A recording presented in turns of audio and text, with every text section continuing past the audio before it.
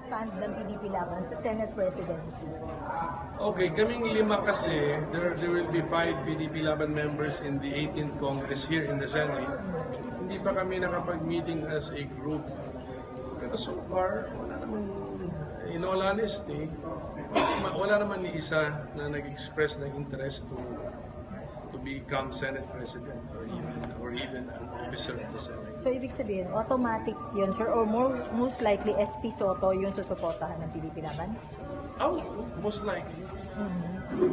Sir, on committee chairmanship, meron po kayo, sir, desire kayo, mga gusto ba kayong pumili? Or at least yung mga PDP senators? Yung ito lang alam. Ako kasi, if I want to keep trade, I will keep trade. Kasi hawak ko na yan.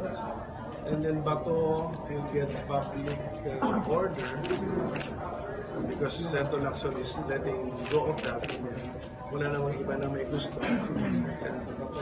Tolentino, sir. Tolentino, hindi pa clear kasi he is a multidimensional